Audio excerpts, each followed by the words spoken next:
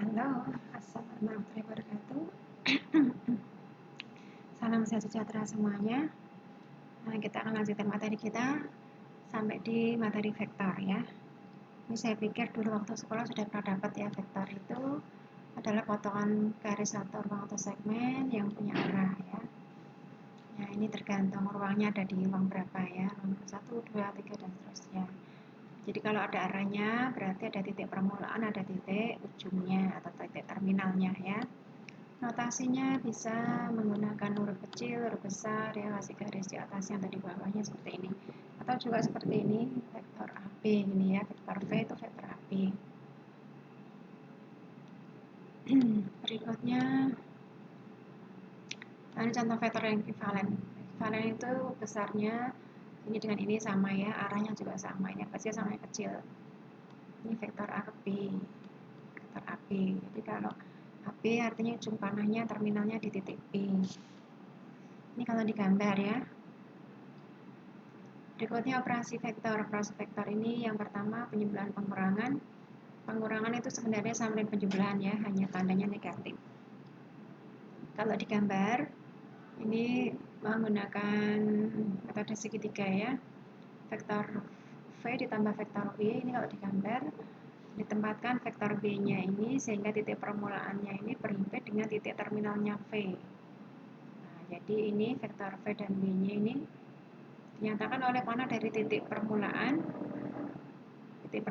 V-nya kepada titik akhirnya B. Ini titik awalnya V sampai titik akhirnya B itu V tambah W ya, dijumlah. Atau dengan metode jajaran genjang ya. Kalau tadi yang dilekatkan itu, kalau segitiga ini titik ujungnya U ini, kalau ini U tambah V ya, titik ujungnya U ini nempel di titik awalnya V, ini segitiga. Jadi ini yang hasil penjumlahan. Kalau pakai jajaran genjang, titik awalnya berhimpit semua, titik awalnya U, ini titik awalnya V ya. Nah, hasilnya dipakai jajaran genjang, hasilnya yang ini sama ya, di diagonal utamanya, dari titik awalnya ke titik ujungnya sini. Ini kalau digambar, kalau tidak digambar ya tinggal dihitung angkanya ya. Sebagian besar memang tidak digambar ya. Nah, berikutnya kalau V dikurangi W itu artinya sama dengan V ditambah negatif W. Jadi kalau pakai metode yang ujungnya titik awalnya ini dilekatkan ya, ini V-nya kalau ditambah W ini hasilnya yang ini ya, kalau perlekatannya di awal. Kalau ditambah dengan min W, jadi kalau W-nya ke kanan berarti min W-nya ke kiri. Ini hasil pengurangannya yang dari ujungnya ini ya, V-nya ini sampai min W-nya. Nah, jadi kalau dikurangi itu dari titik W-nya ya, kalau V min W itu dari titik W-nya ke titik V-nya. Kalau dijumlahkan dari awalnya ini sampai akhirnya ini ya. Dan jadi diagonal utamanya ini yang jajaran genjang ya. Yang diagonal utama dari titik awalnya semua itu yang penjumlahan. Diagonal yang berikutnya ini yang pengurangan. Dari arah panahnya dari yang plus ya. Nah, dari yang W-nya ini yang min ke yang V yang plus. Nah, berikutnya perkalian. Kalau dikali berarti bisa diperkecil, bisa diperbesar ya, atau dibalik arahnya. Kalau angka ya tinggal dikali angkanya. Kalau digambar seperti ini, relasinya V arahnya ke sana, setengah V berarti separuhnya ya. Kalau min V berarti kebalikan arahnya. Nah, berikutnya kita masuk ke ruang dimensi ya, vektor pada ruang dimensi 1. Ini artinya satu angka ya, diwakili satu titik pada suatu garis lurus yang membentuk susunan koordinat di dalam ruang dimensi 1. Terus R pangkat 1 ya. Nah, ini titik awalnya O, ada titik E-nya panjangnya OE-nya satu satuan. Titik O-nya mewakili bilangan 0 dan E-nya mewakili bilangan 1 satuan. Nah, ini dimensi 1.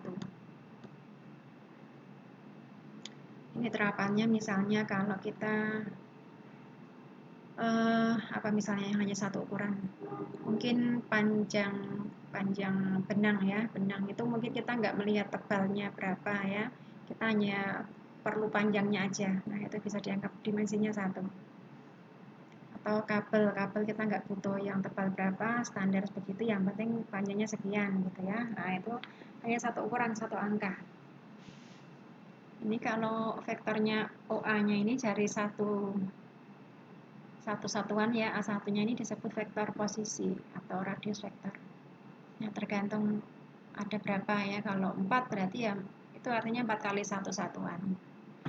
Berikutnya kalau dimensinya 2, artinya nanti angkanya juga ada 2 ya. Jadi kalau tadi misalnya cuma panjangnya aja, kalau dimensinya 2 berarti ada panjang, ada lebar. Contohnya ya, nggak harus panjang lebar sih ya. Ini artinya ada 2 satuan, ada satuan E1 dan satuan yang E2. Jadi ada 2 dimensi ya, ada 2 angka.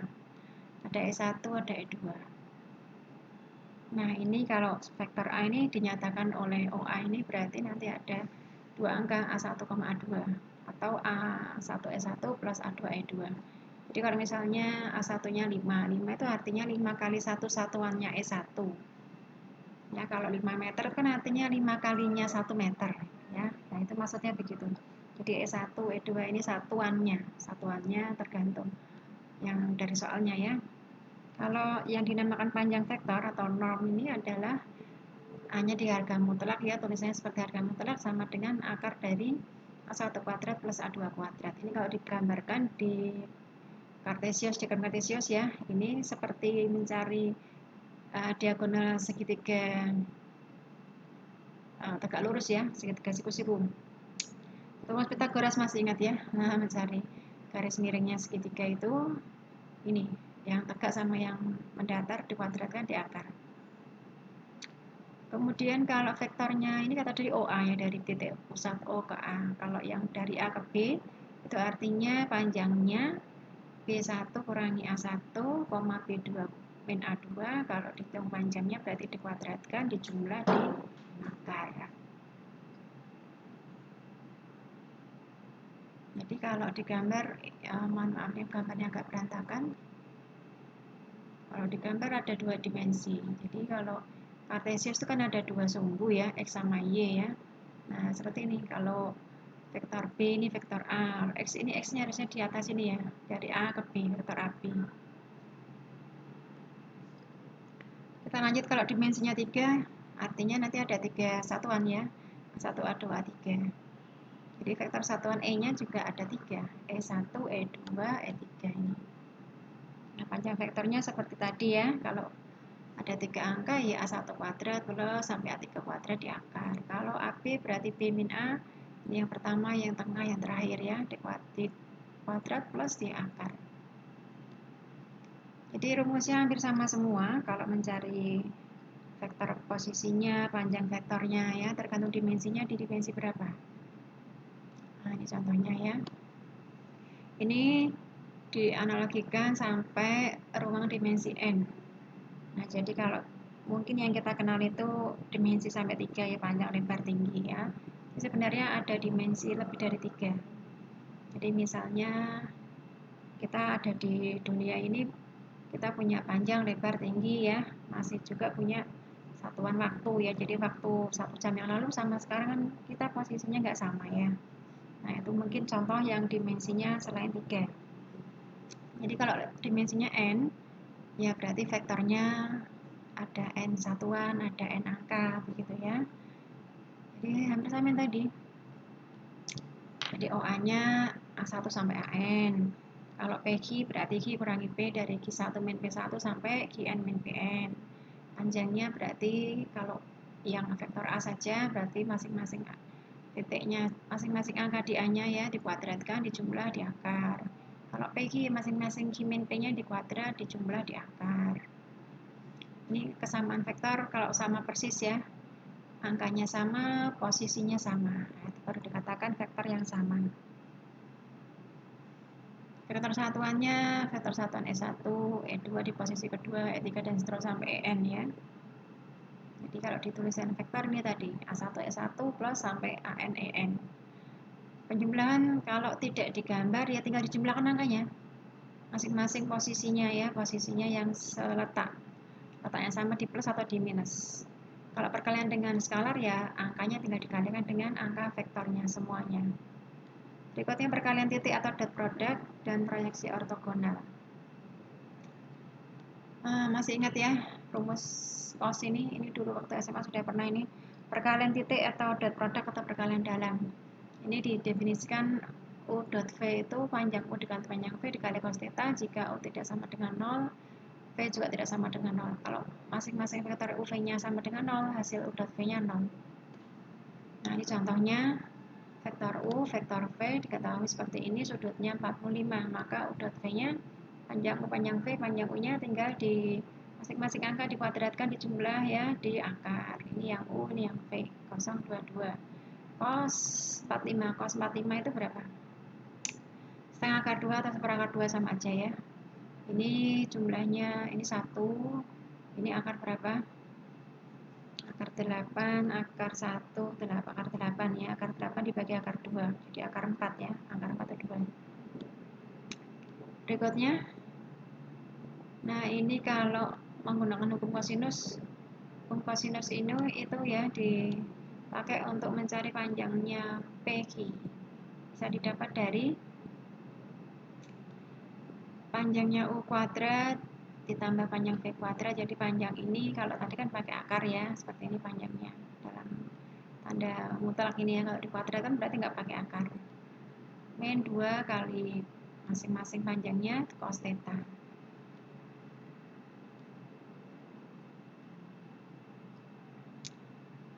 Ini nanti akan dipakai untuk menghitung, langsung saja ke sini ya, U dot V-nya.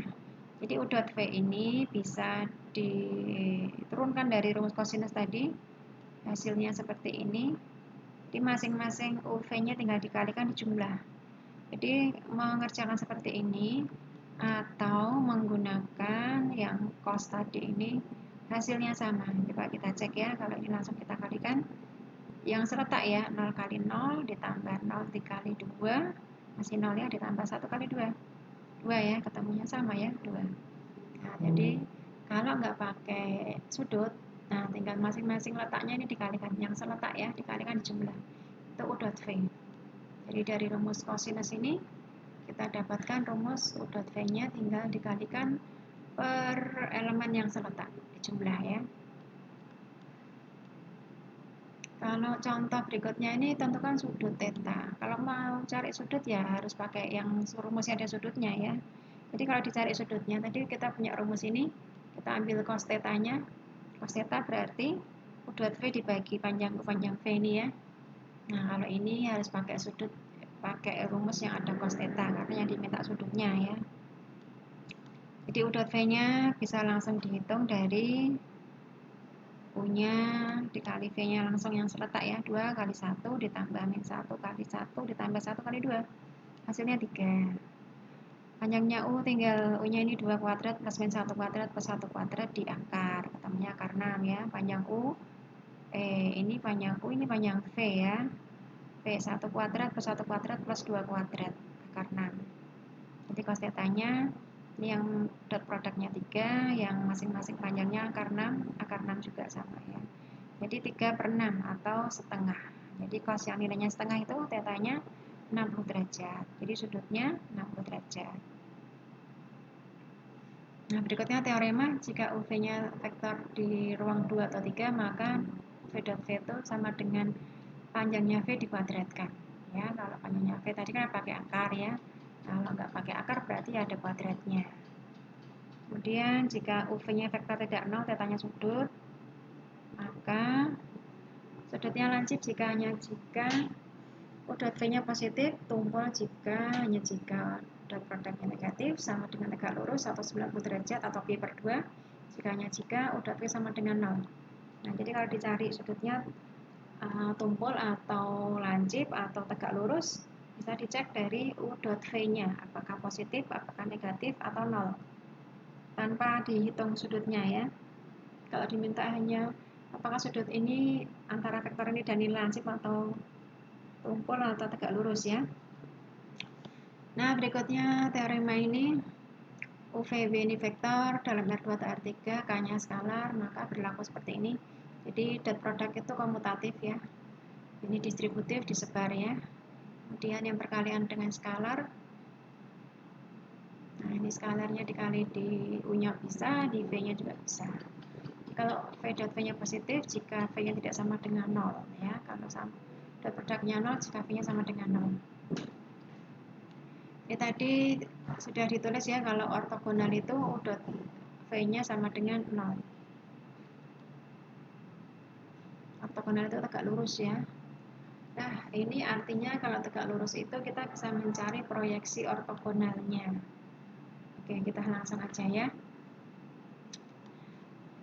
Jika UV-nya vektor di dalam R2 atau R3, maka dapat dituliskan bahwa U-nya ini hasil dari W1 plus W2. Ini W1-nya yang bawah ini, yang W2 yang bawah, yang atas ini yang tegak ya. Di mana W1 merupakan keripatan skalar dari V. W1 ini berapa kalinya vektor V? Ini vektor V-nya ya. Dan W2-nya tegak lurus dengan V. Jadi W2 ini tegak lurus dengan V. Vektor W1 disebut proyeksi ortogonal dari U pada vektor V, dan vektor W2 dinamakan komponen ortogonal dari U yang ortogonal pada V. Jadi kalau U-nya ini diproyeksikan tegak lurus ke W1 ini, nah ini U-nya ini artinya nanti W1-nya ini disebut proyeksi ortogonal dari U pada vektor V, pada V-nya ya. Nah, kalau W2-nya ini komponen dari U yang ortogonal pada V ya, ortogonal terhadap V. Jadi ada proyeksi ortogonal, ini ya, ada ini komponen ortogonalnya. Nah, ini jika K-nya positif, jika K-nya negatif ya. Gambarnya arahnya aja yang beda ya, ini arah ke kanan, ini yang ke kiri. Berikutnya, nah ini menghitung rumusnya mencari proyeksi dan komponen. Nah, kita lihat rumus akhirnya saja. Sorry.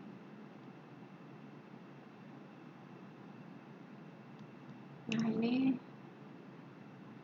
jadi kalau disuruh mencari proyeksi ortogonal W1 ini ya, U dot V per V kuadrat dikali V ini adalah proyeksi ortogonal dari U pada V. Jadi kalau dari U pada V, ini U dot V per panjangnya V kuadrat dikali dot V. Jadi kalau pada V ini baginya V dikalinya V. Kalau padanya U berarti ini U ya. Dibaca baik-baik soalnya ya, kalau pada V ya. Kalau pada V berarti pernya V pengalinya V. Kemudian mencari komponen ortogonal dari U yang ortogonal pada V berarti dari U yang ortogonal pada V. Nah, jadi U-nya ya, dari U. U-nya dikurangi vektornya tadi yang proyeksi ortogonal. Contohnya ada vektor U, ada vektor V. Kemudian proyeksi ortogonal dari U pada V ya. Jadi UV baginya V kalinya V karena pada V. U dot V-nya ini sudah dikalikan ketemu 15. Panjangnya V ini sudah dikuadratkan di jumlah, nggak pakai akar karena kuadrat ya. 21 ini vektornya V. Vektornya V tadi ini. Jadi proyeksi ortogonal itu masih bentuknya vektor ya. Jadi ini 15 per 21 tinggal disederhanakan, dibagi berapa? 3 semua ya. Dibagi 3 ini 5 per 7 dikali 4 ya. Dikali 1, min 1 dikali 2, ketemunya ini.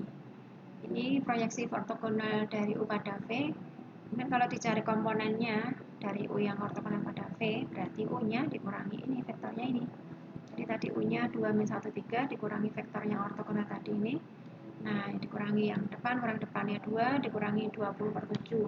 Kalau ada pecahan dikurangi berarti disamakan penyebutnya ya. Bagi per 7. Kalau 2 dibagi dibuat per 7 berarti atasnya berapa?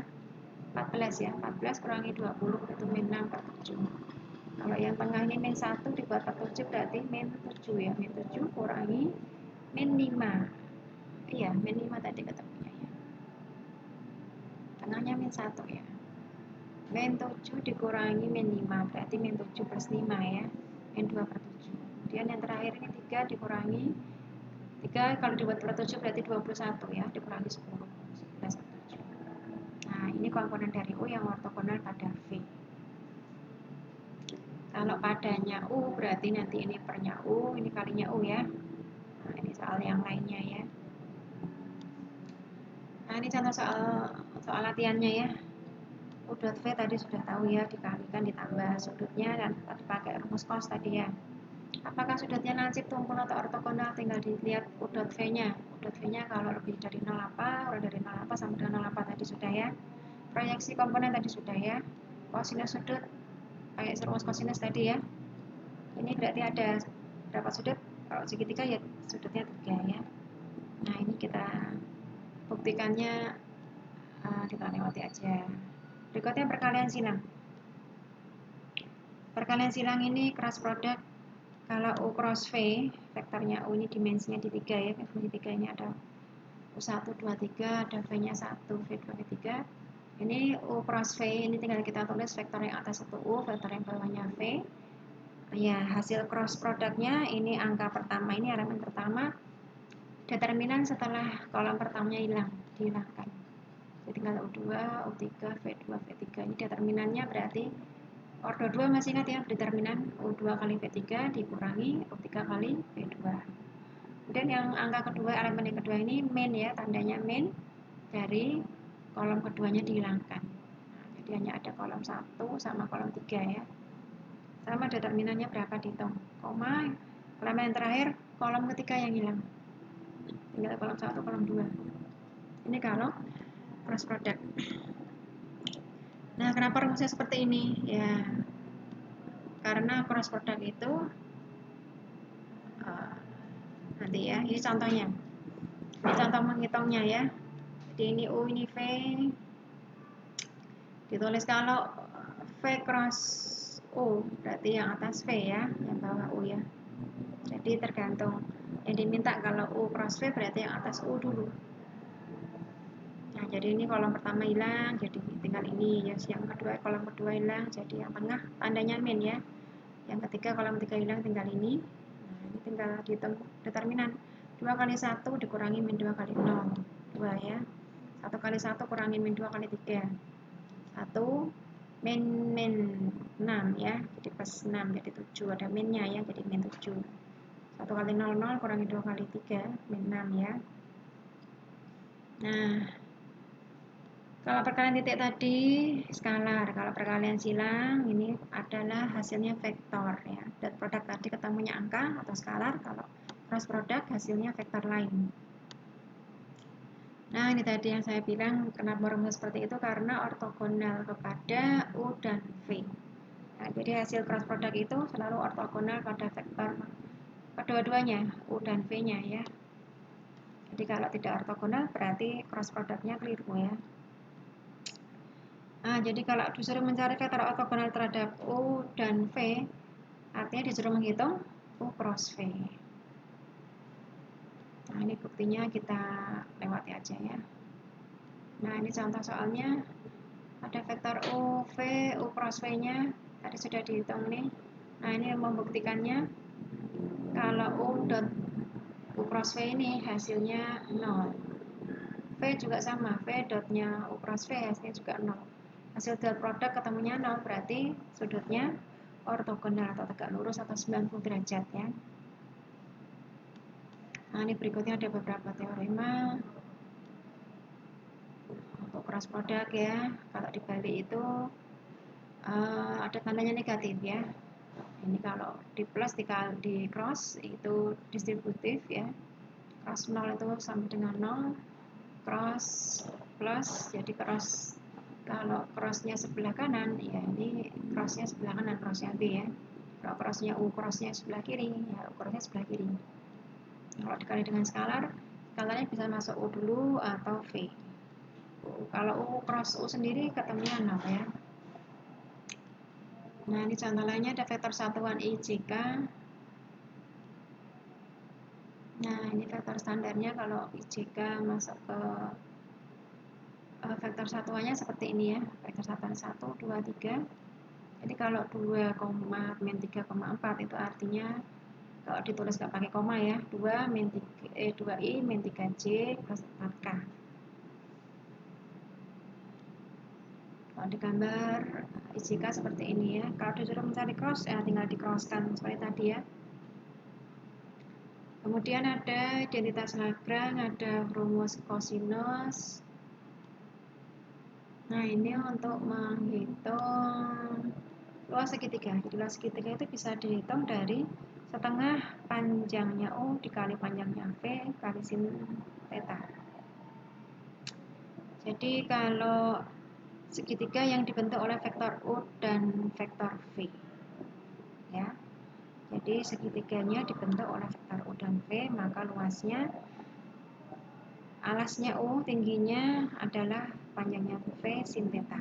Nah, jadi ada alas kali tinggi kali setengah kalau segitiga ya. Jadi jangan lupa ini tingginya itu yang V sin theta, alasnya yang U ya. Jadi kalau contoh ilustrasinya seperti ini, atau kita pakai rumus cross itu berarti setengah U cross V. Jadi V-nya itu yang untuk proyeksi tegak lurusnya tingginya ya. Nah, ini U cross V. Jadi kalau mau pakai rumus ini tinggal kita lihat dulu yang tingginya yang mana. Nah, jadi cari dulu alasnya mana, tingginya mana. Mana yang dipakai untuk U, mana yang dipakai untuk V. Ini soal latihan menghitung cross plus cross, saya pikir bisa ya. Nah, ini tadi vektor yang ortogonal kepada kedua vektor U dan V, artinya dicari U cross V ya. Crossnya berapa? Nah, ini tinggal dicari mana alasnya, mana tingginya. Pakai rumus cross boleh, pakai setengah UV sin tadi juga boleh, pakai ini boleh, pakai ini boleh. Nah, tinggal dilihat mana alasnya, mana tingginya ya. Berikutnya kebebasan linear atau linearly independent. Nah, ini dari suatu vektor dikatakan bebas linear jika berlaku lambda 1v1 plus sampai lambda mvm sama dengan 0 jika terpenuhi oleh lambdanya semuanya 0. Nah, ini namanya bebas linear ya. Jadi kalau lambdanya semua 0 itu bebas linear. Atau bila S-nya merupakan gabungan dari vektor-vektor V1 sampai VR, maka persamaan ini sama dengan 0. Paling sedikit mempunyai satu penyelesaian. Nah, penyelesaian dari persamaan yang sama dengan 0 itu paling sedikit satu, artinya lambdanya semua 0.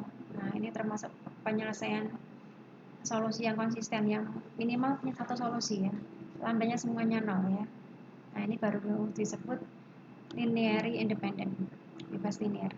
Contohnya ada vektor himpunan S, ada vektornya V1 ini, V2 ini, V3 ini, himpunan yang tidak bebas linear karena ini sama dengan 0 kalau kombinasi linearnya V1 dikali angka plus V2 dikali angka plus V3 dikali angka berapa, ketemunya 0, ternyata angka itu 3 plus 1 min 1, tidak 0 semua ya.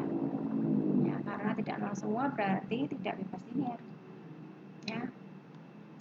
Ini bisa dicek kalau 3 kali ya depan ya, 3 kali 2 6 ya, ditambah V2 nya 1 tambah 1 7 dikurangi V3 nya 7 0 ya, di vektor 0, nanti yang kedua dihitung 0 3 0 4 0, di hasilnya nanti vektor 0 0 0 0 atau ditulis salah satu saja 1 0 gitu ya. Jadi kalau vektor semuanya angka 0, elemennya semuanya 0, cukup ditulis 1 0. Contoh yang lain ini kalau polinomial ini juga tidak bebas linear karena pengalinya ini tidak 0 semua ya, 3 min 1 plus 2. Nah, contoh yang lainnya, vektor ini apakah selidikilah merupakan bebas atau tidak bebas. Nah, ini bebas linear jika skalarnya Tidak bebas linear kalau skalarnya tidak semuanya 0 ya. Nah, kalau kita pakai penyelesaian dari persamaan ini tadi kombinasi linearnya dari lambda 1 vektor 1, vektor satunya itu 1 min 2 3 ya, 1 min 2 3 kali lambda 1 plus vektor 2 lambda 2 plus vektor 3 lambda 3 sama dengan 0. Ini kalau kita pecah ya, jadi lambda 1 plus lambda 1 plus 5 lambda 2 plus 3 lambda 3 koma min 2 lambda 1 plus 6 lambda 2 plus 2 lambda 3 plus koma 3 lambda 1 plus min 1 lambda 2 plus 1 lambda 3 sama dengan 0. Ini artinya kan yang depan ini 0, yang tengah juga 0, yang belakang juga 0 ya. Sama dengan 0 semua. Ini persamaan linear homogen. Homogen itu setidak-tidaknya punya satu penyelesaian ya. Ini yang dicari 3, persamaannya juga 3. Nah, ini dicek di materi persamaan linear yang homogen, apakah ini bisa dicari non trivialnya ya. Nah, ternyata ada penyelesaian yang non trivial, yang berarti himpunan S-nya ini merupakan yang tidak bebas. Jadi kalau non trivial itu tidak 0 semua. Kalau alfa 1 2 3 nya tidak semuanya 0, berarti non trivial. Non trivial berarti tidak bebas linear. Nah, kalau homogen itu lebih banyak variabel yang dicari daripada persamaannya. Nah, itu bisa dipastikan hanya trivial. Tapi kalau ini kan sama ini. Yang mau cari 3, persamaannya 3 sama. Jadi belum tentu trivial aja, mungkin ada non trivialnya. Ya, jadi ini belum dijabarkan. Kalian jabarkan sendiri bak materi persamaan linear yang homogen. Berikutnya ruang vektor dan kombinasi linear. Kalau tadi kombinasi linearnya sama dengan 0 ya, ini kombinasi linearnya sama dengan vektor V. Jadi vektor V ini disebut kombinasi linear dari vektor-vektor V1 sampai Vr. Kalau tadi kan sama dengan 0 ya, yang mencari bebas tidak bebas ini sama dengan 0. Nah, kalau yang ini kombinasi linear ini sama dengan vektor V. V-nya ini kombinasi linear dari vektor V1 sampai Vr. Contohnya, ini ada vektor U, vektor V, tunjukkan bahwa V-nya kombinasi dari U dan V. Jadi, V sama dengan berapa kali U tambah berapa kali V. Nah, ini berapanya ditulis lambda 1, lambda 2 ya. Nah, ini kembali ke persamaan linear tadi. Persamaan linear, kalau ini sama dengannya 9, yang depan 9, yang tengah ini 2, yang belakang 7 ya. Nah, ini persamaan linear yang tidak homogen ya, karena sama dengan tidak 0 semua. Nah, jadi ini kita bisa cek dengan apakah ini ada solusinya, karena ini yang dicari variabelnya 2, lambda 1, lambda 2, tapi persamaannya ada 3 ya kan, persamaannya 3. Jadi bisa dicek apakah ada solusinya atau tidak.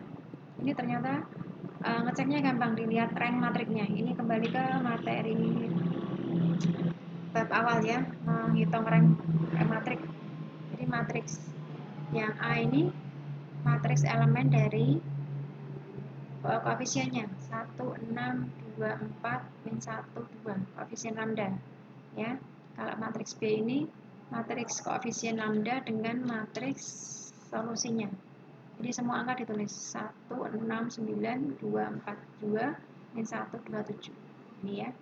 Nah, kita hitung ranknya A, itu ranknya ternyata 2, rank B-nya sama 2. Nah, artinya ini punya penyelesaian. Punya penyelesaian mencari rank itu sekaligus nanti bisa ketemu solusinya berapa. Buka kembali materi rank ya, menghitung rank matriks di bab 1 ya. Menghitung ranknya bisa ketemu 2 dari mana. Kalau belum paham nanti boleh WA saya ya. Dihitung ranknya, ini sekaligus mencari solusinya. Nah, nanti solusinya ketemu lambda 1 min 3, lambda 2-nya 2. Ini artinya W-nya ini kombinasi linear dari min 3U plus 2V ya, min 3 sama 2. Nah, jadi ini terkait dengan materi SPL sistem persamaan linear yang homogen dan non homogen, juga menghitung rank matrik. Berikutnya ini soal yang hampir mirip. Ini dicari rank matriksnya, ternyata ranknya A2, ranknya B3, tidak sama ya. Nah, artinya ini tidak ada penyelesaiannya. Jadi W-nya ini bukan kombinasi linear dari vektor U dan V, gitu ya. Jadi kalau kombinasi linear tuh ada solusinya, kombinasinya terbukti berapa kali berapa ya. Kalau tidak terbukti berarti bukan kombinasi linear. Berikutnya span atau merentang.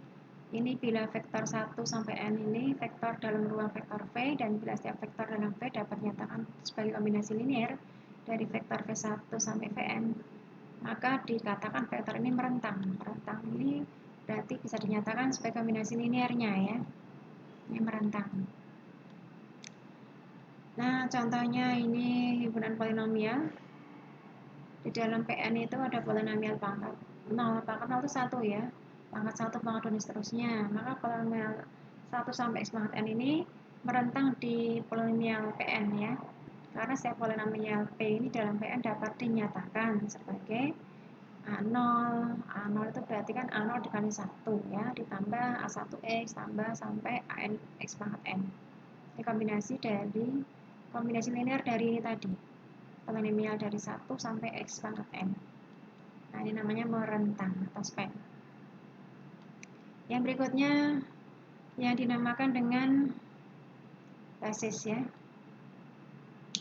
Basis ini syaratnya harus bila V merupakan ruang vektor dan S-nya himpunan dari V1 sampai Vr adalah himpunan yang berindah dari vektor elemen V, maka S-nya disebut basis dari V.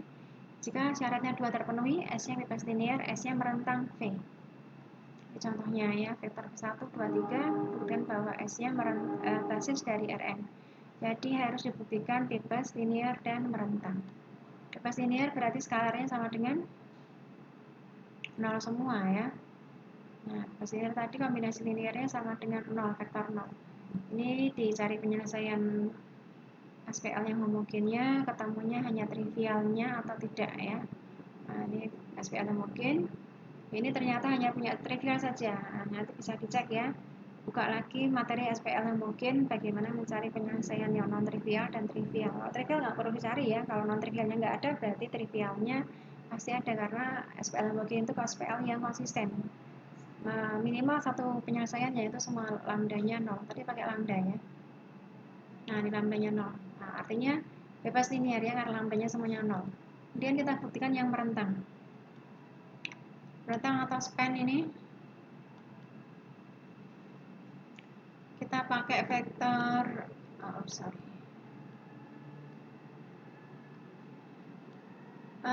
membuktikan S yang merentang di R3, maka dibuktikan bahwa setiap vektor di R3 dapat dinyatakan sebagai linear dari P1, 2, 3 ya. Ambil vektor P misalnya P1, P2, P3, ini tadi lambda diganti P ini ya, P1, V1 plus P2, V2 plus P3, V3 dengan PI-nya ini skalar. Ini maksudnya P1, P2, P3. Ini I-nya ya. I sama dengan 1, 2, 3 ya. Maka dapat diuraikan seperti ini. Jadi vektor 1, 2, 3-nya tadi 1, 2, 1, 2, 9, 0, 3, 3, 4 ya. Nah, ini persamaannya hampir sama yang tadi. Nah, tapi ini sama dengan vektor B, tidak 0 ya, vektor B ini. Nah, ini akan dicek apakah punya penyelesaian.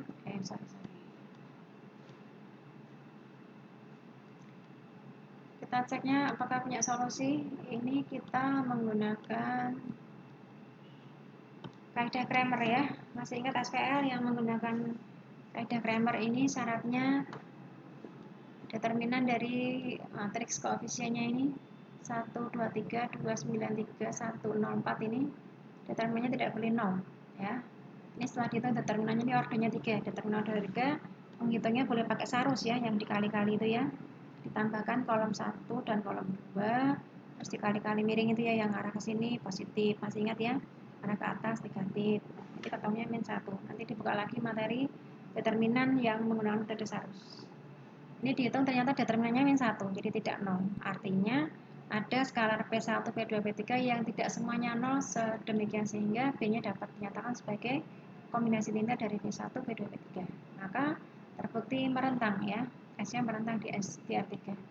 Jadi terbukti bahwa bebas linear dan merentang artinya merupakan basis. Jadi kalau basis harus dua-duanya ya, harus bebas linear dan merentang. Nggak boleh salah satu, harus dua-duanya. Kemudian yang disebut dengan finite dimensional, dimensi yang finite ya.